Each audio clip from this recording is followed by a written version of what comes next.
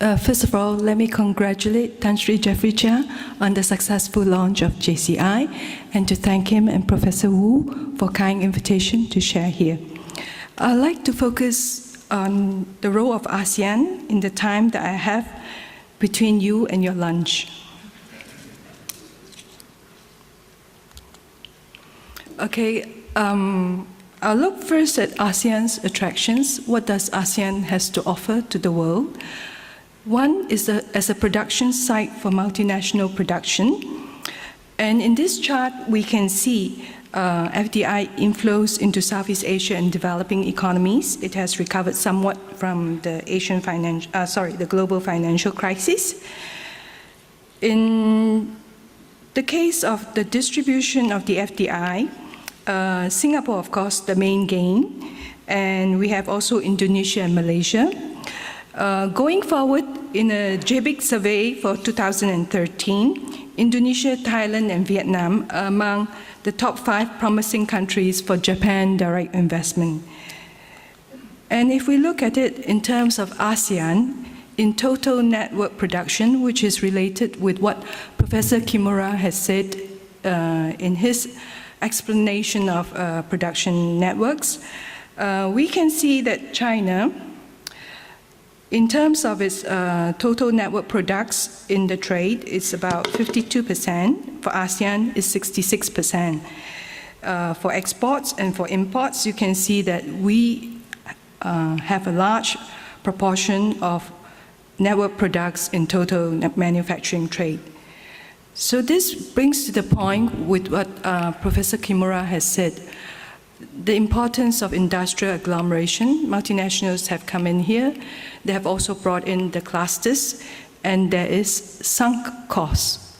Therefore, it's difficult, for example, to imagine how Toyota can move the whole cluster out of Thailand, despite its current problems.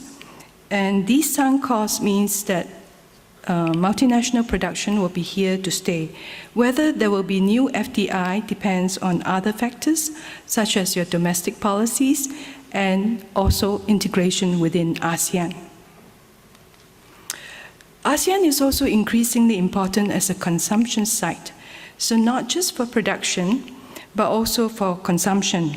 If you look at the population of ASEAN, 640 million is not a small number, certainly not to be sniffed at. More importantly, we have a growing middle class in ASEAN, especially in Indonesia. The Boston Consulting Group has done some projections on the middle income group that will be emerging by 2020. And you can see from the data that has shown, Indonesia is projected to have a population of 141 million in the middle income group come 2020.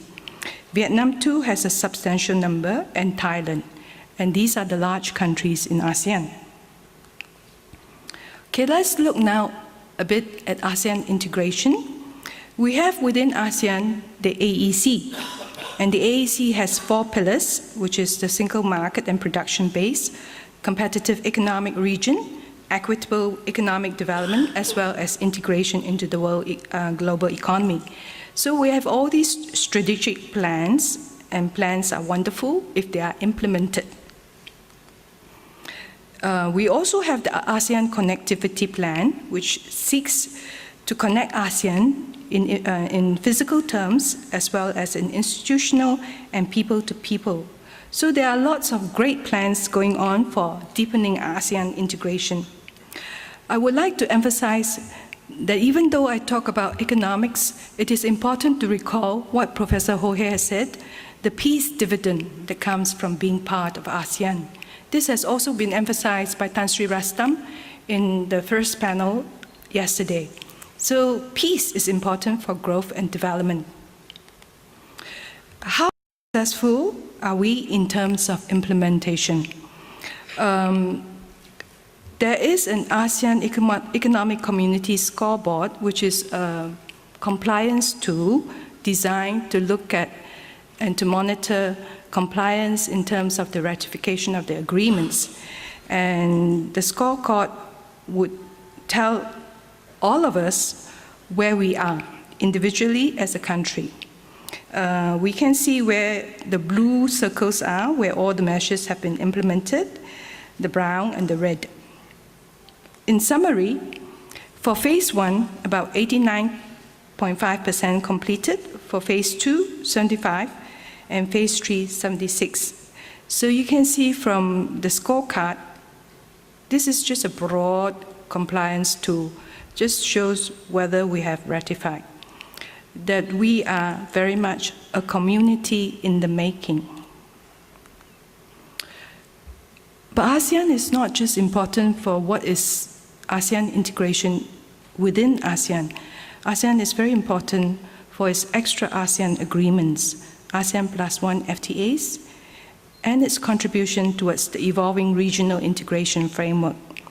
In this chart, we can see ASEAN in the red square and the member countries. We know that we also have ASEAN +3, which includes Korea, China, and Japan. And we have the RCEP, as mentioned by the chair, which would include the +6, India, Australia, New Zealand. And we also have the TPP, of which some countries of ASEAN are involved. That would be Singapore, Vietnam, Malaysia, and Brunei, and the other countries. So what we have is actually two blocks which are emerging, the RCEP and the TPP. These two agreements are different, not just in terms of the membership, but also in terms of the leadership. US-led TPP as opposed to the ASEAN-led RCEP. The characteristics are also different in terms of the coverage of the agreements. Generally, TPP is expected to be deeper and more comprehensive, while RCEP outcome remains to be seen in terms of the coverage. There are concerns on these two different blocks in that China and India is not in one and in the other. In terms of the scheduling, TPP 2014 and RCEP 2015. Economic simulations, when we do CGE simulation, has shown, of course, that TPP will generate annual welfare of USD 104 billion, while the RCEP will generate greater gains, 215. More importantly, if we are to merge the two blocks, we would have even larger welfare gain of 303 billion. And it would lead eventually, if we have the merger of the two blocks, the free trade area of the Asia and the Pacific, and that would generate gains of USD 862 billion by 2025. What is the role of ASEAN in these emerging regional groupings? There are three scenarios here that I would like to discuss. One, if the TPP is concluded first, and what it means in terms of the pressures on RCEP.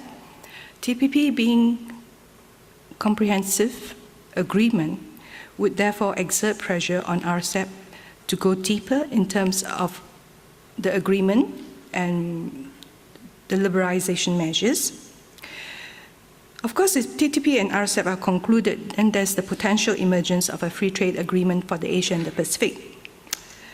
Now, if TPP fails to conclude, it is likely that the RCEP will not be very deep because there are no pressures. Please note that I have excluded the fourth scenario, which is failure of the RCEP. I don't think that will happen. RCEP will conclude, just a question of what fashion.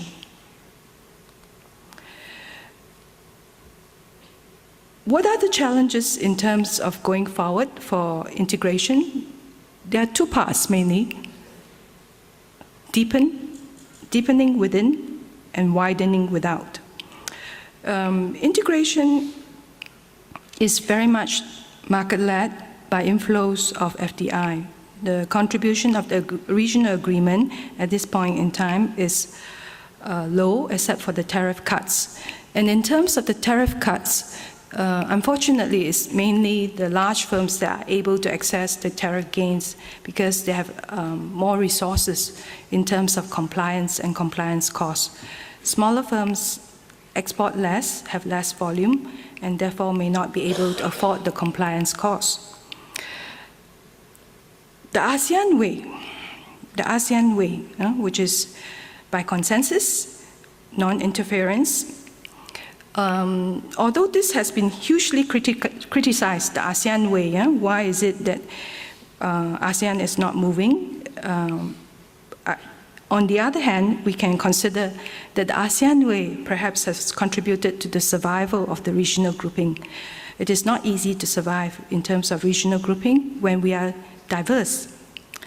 However, it has also contributed challenges in terms of implementation and the achievements of these economic cooperation efforts. Therefore, closing the development divide remains critical.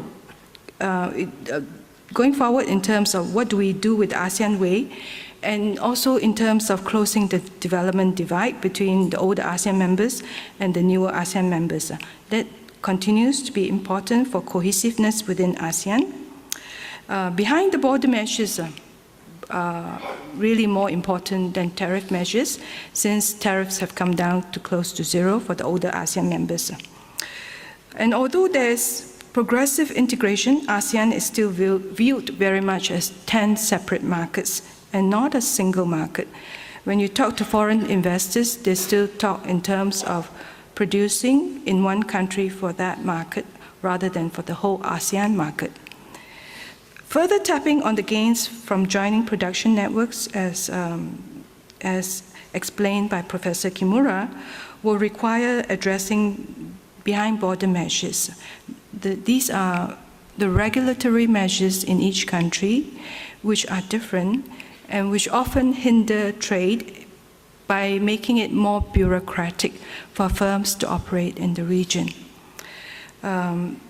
Trade governance will be an issue. Trade rules, transparent trade rules will increasingly become the issue for moving forward in trade agreements. So in conclusion, ASEAN's integration has been more market-led. It is aided by the tariff cuts.